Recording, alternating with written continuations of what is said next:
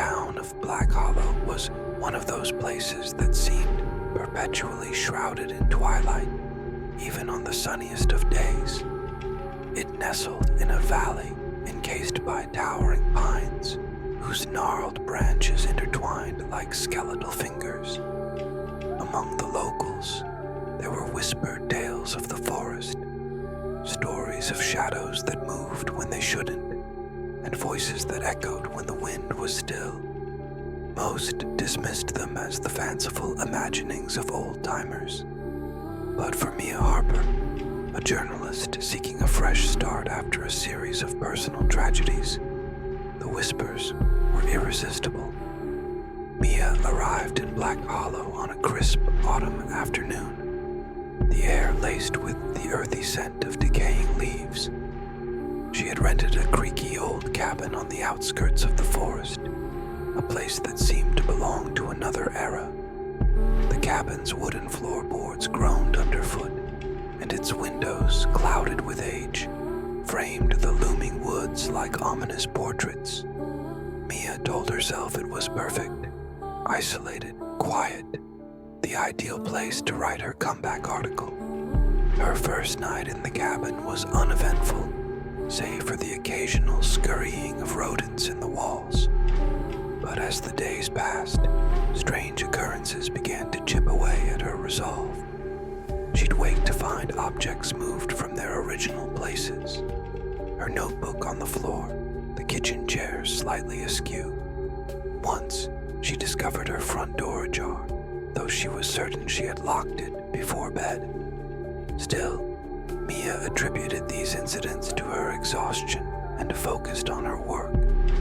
It wasn't until she ventured into the forest that the unease took root in her bones.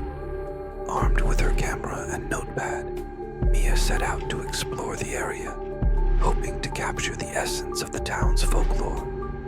The deeper she ventured, the quieter the world became. Birds ceased their songs and the wind seemed to hold its breath. She stumbled upon a clearing where the ground was littered with peculiar symbols carved into the earth. The air felt heavier there, thick with an unseen presence. When she tried to photograph the symbols, her camera malfunctioned, the screen flickering before shutting off entirely. That night, Mia's dreams were vivid and disjointed. She saw faces she didn't recognize, their mouths stretched into silent screams. A woman in a tattered dress stood at the edge of her bed, her eyes hollow and accusatory. Mia awoke drenched in sweat, the faint sound of whispering fading into the darkness. She convinced herself it was just her imagination, stirred by the unsettling discoveries in the forest.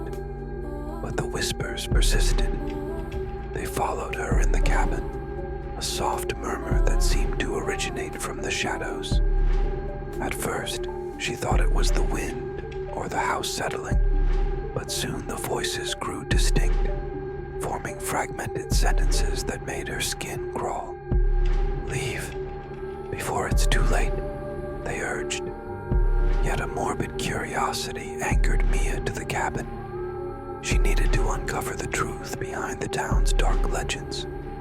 Her search led her to the town's library, a dusty, dimly lit building with shelves that groaned under the weight of forgotten knowledge. The librarian, an elderly man with clouded eyes, seemed reluctant to speak of the forest. "Some things are better left alone," he warned, sliding a weathered book across the counter. The book detailed the history of Black Hollow, including tales of a reclusive woman named Eliza Morven, who had lived in the forest centuries ago. Accused of witchcraft, she was hunted by the townsfolk and ultimately vanished without a trace. Some claimed her spirit lingered, seeking vengeance. Mia's nights grew increasingly torturous. The whispers evolved into cries, and shadowy figures danced at the edges of her vision. Her once peaceful retreat had become a waking nightmare. Desperate for answers, she returned to the clearing in the forest, now armed with a flashlight and a growing sense of dread. The symbols on the ground seemed to pulse under the beam of her light, and the air buzzed with an unnatural energy. As she stood there, a chilling realization washed over her. She wasn't alone. The woman from her dreams materialized before her, more solid and menacing than Mia could have imagined. Her mouth moved, but the words were drowned out by a deafening roar that seemed to emanate from the forest itself.